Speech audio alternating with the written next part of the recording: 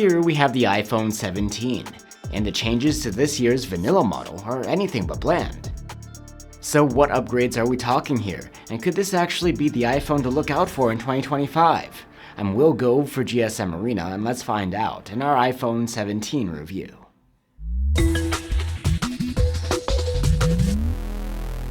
The iPhone 17 may be the lowest tier iPhone model of this series, but it packs improvements that bring it closer than ever to the Pro models. The most notable is that Apple has finally given the base iPhone a high refresh rate ProMotion screen, something that was way overdue. Apple also has done away with the 128GB storage option. It starts at 256 here, which is another welcome change. And you get a new chipset, faster charging, and a new ultrawide and selfie camera. Unlike this year's other iPhones, which brought a drastic change in design, the iPhone 17 looks quite familiar. The camera bump is minimal here, rather than stretching across the backside like the Pro models. And the back isn't some mix of glass and aluminum, but it's a solid glass panel with ceramic shield protection. There's your typical aluminum frame as well. The iPhone 17 is slightly heavier than last year, but nowhere near as hefty as the 17 Pro. The ingress protection is no surprise. It's rated at IP68 against dust and water submersion, to a depth of 6 meters. Back to the display, which is definitely a highlight of this phone. The iPhone 17 screen has Ceramic Shield 2 protection, and it's not only larger this time around, at 6.3 inches, but it has a 120Hz refresh rate too. The high refresh rate is great to see. Until now, Apple has stubbornly stuck to 60Hz panels on its vanilla iPhones.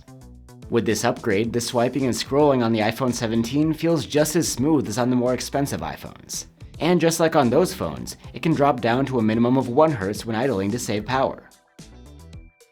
Another benefit of the high refresh rate is that there's now capability for an always-on display. When it comes to brightness, the iPhone 17 maxed out at 824 nits with a manual slider, and could boost to a little over 1000 in auto mode when needed. While this may seem lower than competing phones, in practice, we found that the legibility out in the sun is competitive. That's thanks to an anti-reflective coating on this display, which reduces glare. The iPhone 17 screen has support for HDR10 and Dolby Vision video playback, and its bezels are noticeably thinner than those of last year's model. We appreciate the extra screen real estate, even though the large cutout for the selfie cam hasn't gone anywhere. As before, the iPhone 17 has dynamic island functionality, where around the selfie cutout, the UI can display relevant info and shortcuts. The cutout houses both the selfie camera and a 3D TOF sensor, which enables Apple's secure Face ID. You'll need that for biometric input, as there's no fingerprint reader here. For audio, the iPhone 17 has a pair of stereo speakers. They're slightly quieter than last year, but the audio quality is very good. It's deep and balanced. You can listen for yourself with our comparison tool linked below. As other recent iPhones, the iPhone 17 has an action key, which you can use to put the phone on silent. You can assign other shortcuts to the button too in settings. As I mentioned earlier, the iPhone 17's base storage is larger now at 256GB. There's also a 512GB storage tier available. Of course, none of this is expandable through microSD. And I'll mention that just like the iPhone Air, the iPhone 17 is missing the faster USB 3.2 transfer speeds of the Pro models. It just uses USB 2.0. All of the new iPhones come with Apple's new version of iOS. Apple jumped from iOS 18 straight to 26 to keep in sync with the implementation year. iOS 26 brings a number of changes, but the most notable is the new liquid glass design language. Besides larger icons on the home screen, it also uses a bubble-like theme across the OS. Many elements are now rounded and partially transparent, with brightened outlines and borders. It's definitely something different, and Apple purists will have to get used to it. We'll be doing an in-depth video about iOS 26, and we'll add a link to that here when it's ready. And for software support, you'll be getting at least 5 years with the iPhone 17, as usual. The new chipset inside of the iPhone 17 is called the Apple A19. It's lower tier than the A19 Pro you get inside of this year's Pro model iPhones. And the iPhone 17 has less RAM than them too, 8GB rather than 12. In benchmarks, you see that, as expected, the iPhone 17 earns overall lower scores than the iPhone 17 Pro or Pro Max, but it's still a clear upgrade over last year's model. And there's no shortage of power here to run all of your games and heavy tasks. Unlike this year's Pro and Pro Max, the iPhone 17 doesn't have a vapor chamber for cooling.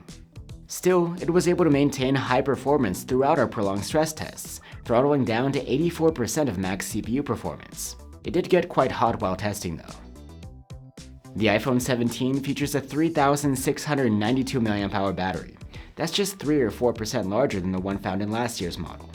In our battery life tests, it earned an active use score of about 15 hours. That's a great score, though it is a bit less than last year's, which may be explained by the higher screen refresh rate. Apple has improved the charging this time around by switching to a new charging standard. That's Power Delivery 3.2, which uses a variable voltage system called AVS. AVS chargers are still hard to come by, and Apple hasn't even released theirs in Europe yet. Using Google's recent AVS charger, the iPhone 17 was able to go from 0 to 63% in half an hour, and a full charge took an hour and 25 minutes. Nothing too speedy, but a little faster than before. There's support for reverse wired charging and Qi 2 wireless charging as well. Now we have the cameras. The iPhone 17 gets a new 48-megapixel ultrawide, replacing the 12-megapixel one of last year. The main camera seems to be the same as before though.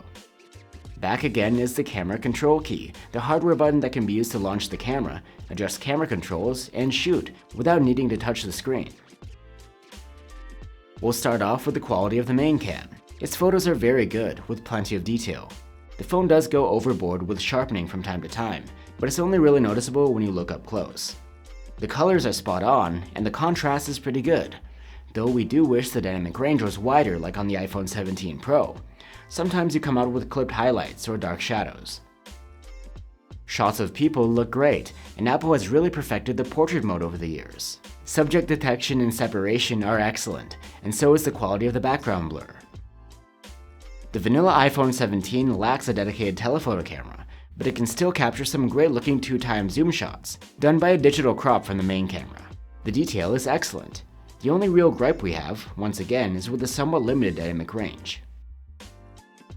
When light is low, the main camera captures excellent nighttime stills with top-notch detail and an impressive dynamic range, featuring well-developed shadows and highlights. Light sources are well preserved too. The night mode triggers pretty consistently, and you can increase its intensity by setting the night mode to its max setting. These photos have a bit better detail and less noise, but the capture time is a lot longer. In low light, the digital 2x zoom works quite well. The noise is a bit more noticeable, but other than that, the detail is great, and so are the colors and dynamic range. Moving on to the ultrawide. While the resolution increase is significant, the shots don't really look miles better than those from the old 12-megapixel one. In regular use, it still seems to struggle with fine detail as well as dynamic range. At least the colors are good. The ultrawide can take close-up macro shots thanks to its autofocus, and these are great, with impressive detail and colors. In low light, the ultrawide camera struggles somewhat if there's no night mode kicking in. These photos don't have a ton of detail, and there is a lot of noise. With night mode working, the shots are much better and cleaner, though again slower to capture. This year's iPhones all get a new 18-megapixel autofocusing selfie camera with a uniquely shaped sensor. It enables you to switch between portrait and landscape orientation to take 4x3 selfies, with no need to actually rotate the phone. The selfie quality is excellent overall, with plenty of skin texture coming through, and skin tones look nice and natural. The camera's field of view is quite wide, handy to fit more subjects in the frame, and we appreciate the autofocus too. When recording 4K videos, the main camera does an excellent job. Detail and sharpness are impressive, while dynamic range is wide and well balanced, with pleasing contrast. The color rendition is quite accurate as well. 4K videos from the ultrawide camera are quite enjoyable. They're crisp and sharp, with solid detail. Colors are a bit more vibrant compared to the main camera. Electronic video stabilization is always on, and it works great across all cameras. And the main camera captures great low-light videos. The detail is excellent in both the shadows and highlights, and light sources are handled very well. So there you go, the iPhone 17. Apple gave the vanilla iPhone two important upgrades, a 120Hz display and bigger base storage. Plus you get a nicer selfie camera and faster charging this year too. Also, if you weren't a fan of this year's new design language for the more premium iPhones, then you'd appreciate the iPhone 17 sticking to the tried and true iPhone look. Overall, the iPhone 17 checks a lot of boxes, and if you're looking to get a vanilla iPhone, this is the best one yet. Thanks for watching, guys. If you're looking for alternatives, you can check out our reviews of the iPhone 16 Pro and the Samsung Galaxy S25. Let us know what you think, and I'll see you on the next one.